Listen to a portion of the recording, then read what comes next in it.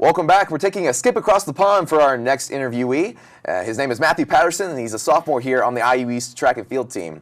Matthew, first of all, where are you from?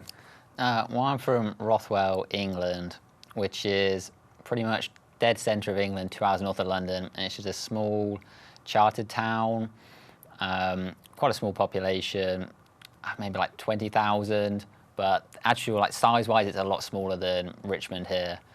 So I lived there and then went to a local school for the duration of my time, and it's really just a very nice kind of like old traditional kind of town. In that small local school, you started your track career. How did you get started in that? Well, I kind of always loved running throughout my time through elementary school and I think you call it middle school here. Yeah. Throughout that time, and then it was really only in 6th grade that I kind of started wanted to get more into it. So I went down to my local track and just joined in, and literally that first session I loved it. So I signed up straight away and started off, I think it started off it was like 2 times a week kind of thing, and it's gradually built up from there. I kind of did other sports to begin with, so like soccer, rugby whilst I was doing track, and then I think it was around like the 10th grade I was like, nah, I just want to fully focus on track, and then basically just put all my time into it from there, and that's basically where I am now. So the last, I don't know, 6 years maybe, I've literally just been focusing on track, and that's all I've been doing. And yeah, I've just fell in love with the sport. I just love the training, the racing, just the atmosphere, just everything about it is just, I wouldn't change it for the world. As a dumb American, I might interject. What do you actually call middle school in the UK? Well, I get asked this like quite a lot, talk about high school. For a start, our high school is 7 years, so it's kind of combined. Okay. So, because our years work differently, we don't do grades, we do like year 10, 11. So I think, so it'd be 6th grade to 12th grade, because 12th grade is when you graduate. Yeah. Yeah, so 6th grade to 12th grade is our high school. So it's basically, I suppose, just combined. So, yeah, we can't really have, I suppose the first 5 years of high school is kind of like normal school, but then we kind of specialize the final 2 years. So it's kind of like college really, in some aspects. So we have like broken schedules, and you have to get like certain grades to stay on, which some people find like really strange here when I tell them that.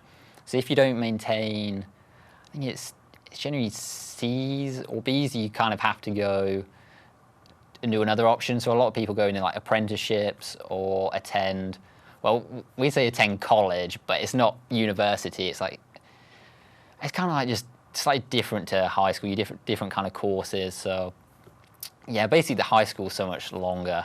So you end up being in the same place for 7 years, which, I mean, some people are like, I imagine some people would find it a nightmare, but I say that's the main difference, as well as classes are very different as well.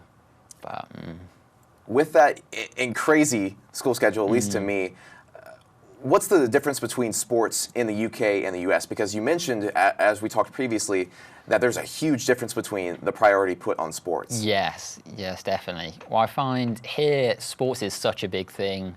We're at the collegiate level, pro level, like there's so much funding and kind of time put into the sports, whereas back in England, it's really more just focused on academics really, and the sports is kind of almost shunned to the side kind of thing. So when you attend, what pretty mainly most people drop out of sports when they go to university because of how busy their scheduling is. So you don't really have time to fit in your hobby sports and that. So it really is, the priority is do your academics and then kind of do sports if you want at the weekends when you got some time because of how busy it is.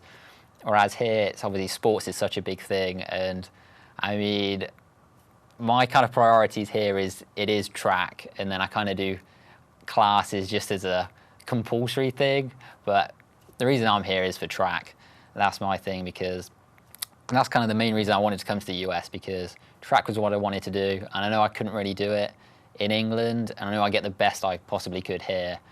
So I came here just because of how big sports are, and it's going really well so far. And you've been quite successful here as well, I hear. You're on the 4x400 men's relay team. Tell me a little bit about your successes last year in Alabama.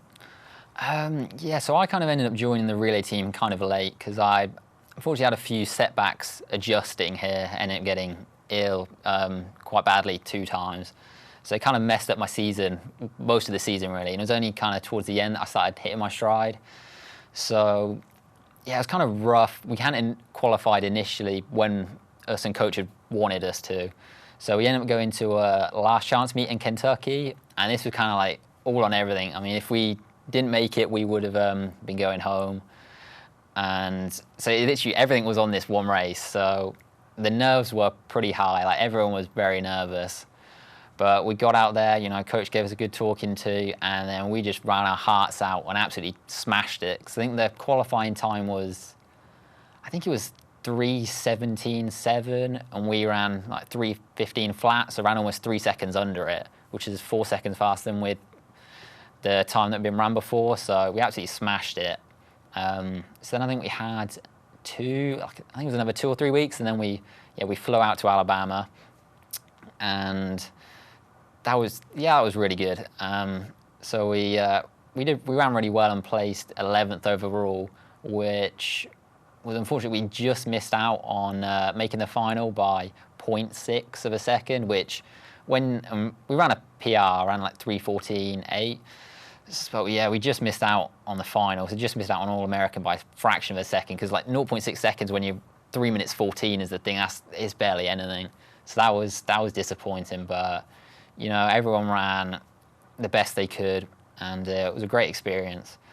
The main thing, it was hot there. It was very hot. Oh yeah. It was humid, and there was no shade. The sun was beaming down on us the whole time. So yes, that was really good though. And we did also have Will Mundy, who's one of the other track runners on our team, who was part of the 4x4. He also qualified for the 400 hurdles. So he also raced there, and he did really well in his individual event. Finally, despite all of these heartbreaks, I guess you could say, placing 11th last year and so forth, what are you most looking forward to about this upcoming season in December? I'm just looking forward to getting them running like the best I can. Like, obviously, I had quite a few setbacks, so I'm just hoping to try and keep a clean season this year, and not get ill or injured, and just really see what we can do. Because with all the training we've been doing and how good it's going, I'm excited to see what can happen, because honestly, I'm not sure how it's going to go. I'm not sure what I can hit, so I'm really excited to see what we can do individually, and then how I can help with the team as well. You haven't heard anything about any of the opponents coming up?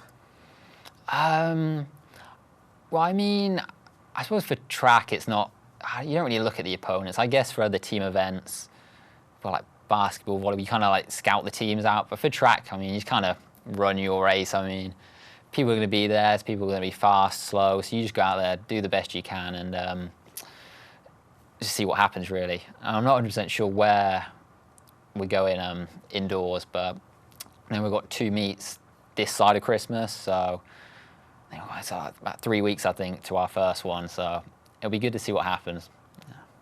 Well, with that, thank you so much for coming on. You're actually one of the first 4x400 relay members to be on the show. So this is actually breaking history here for IU East. But thank you so much, and good luck with the season coming up in December. Hopefully you'll stay healthy and can actually run and finish out the season. So with that, this has been Matthew Paterson here on the IU East track team. Coming up next, we have an interview with London Fiesel.